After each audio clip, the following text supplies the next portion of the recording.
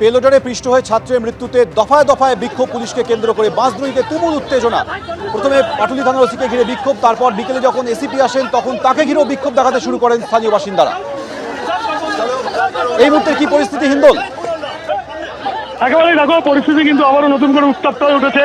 তোমাকে বলে রাখি, ডিসি এসএসজি তিনি কিন্তু রীতিমতো বিশাল বাহিনী নিয়ে এসছেন, কেননা তিনি জানতে পেরেছেন যে ঘটনাস্থল যেখানে তোমাকে একটু আগে দেখাচ্ছিলাম যে অ্যাসিস্ট্যান্ট কমিশনার প্রদীপ ঘোষাল, তাকে রীতিমতো আটকে রাখা হয়েছিল।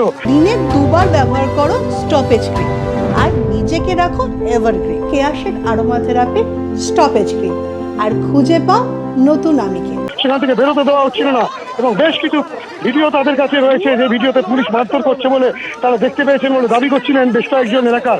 এবং তাদেরকে কিন্তু প্রদীপ ঘোষাল বলেন যে তার কাছে সেরকম কোনো তথ্য নেই যে পুলিশ মারধর করেছে এবং সে বিষয়ে যদি কোনো অভিযোগ থাকে থানায় জানাতে।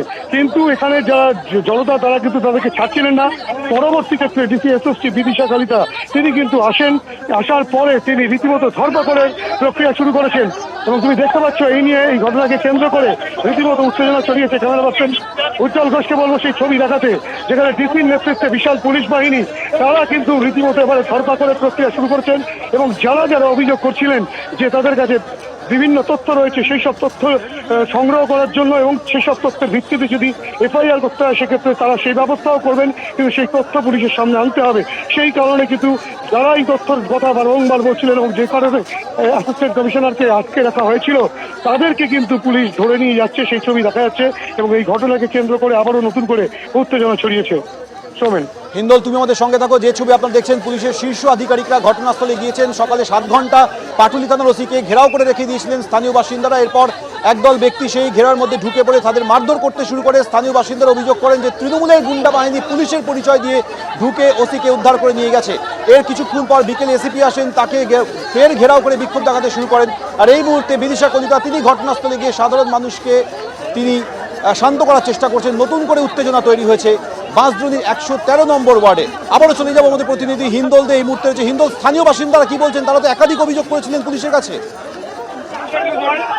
একেবারে দেখো, যে ছবি তোমাকে দেখাবো, তুমি দেখতে পাচ্ছ যে ডিসির নেতৃত্বে বিশাল পুলিশ বাহিনী তারা কিন্তু রীতিমতো এই ছত্রভঙ্গ করছে এলাকার বাসিন্দাদেরকে। যেই এলাকার বাসিন্দারা অ্যাসিস্ট্যান্ট কমিশনারকে আটকে রেখেছিলেন এবং তার পরবর্তী ক্ষেত্রে কিন্তু ডিসি এসে গোটা বিষয়টি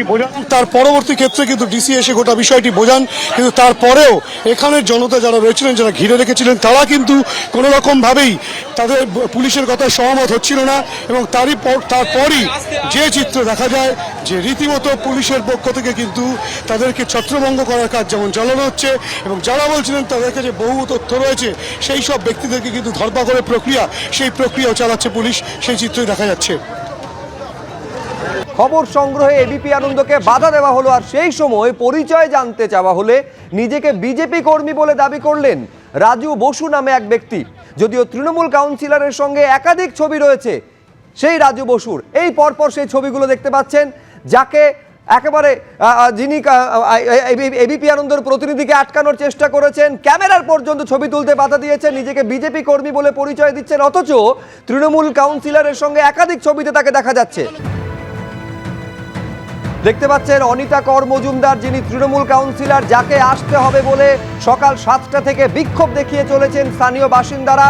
সেই অনিতা কর মজুমদারের সঙ্গে তৃণমূল কাউন্সিলরের সঙ্গে একাধিক ছবিতে রাজু বসুকে দেখা যাচ্ছে। যে রাজু বসুকে আপনারা কিছুক্ষণ আগেও দেখলেন যে একেবারে অভিযোগ পুলিশ পরিচয় দিয়ে এলাকায় ঢুকছেন। শুধু নয়, এবিপি আনন্দকে বাধা দিয়েছেন, ক্যামেরা আটকে দেওয়ার চেষ্টা করেছেন, যে মাইক বা বুম সেখানে পর্যন্ত বাধা দিয়েছেন। ফলে প্রশ্ন হচ্ছে যে পুলিশ পরিচয় দিয়ে তারা কি কারণে ঢুকেছিলেন, কেন সংবাদ মাধ্যমকে বাধা দেওয়ার চেষ্টা করা হলো, এই প্রশ্ন উঠছে। এবং তার থেকে বড় প্রশ্ন, নিজেকে যিনি বিজেপি কর্মী বলে পরিচয় দিচ্ছেন তাকে দেখা যাচ্ছে তৃণমূল কাউন্সিলরের সঙ্গে একাধিক ছবিতে।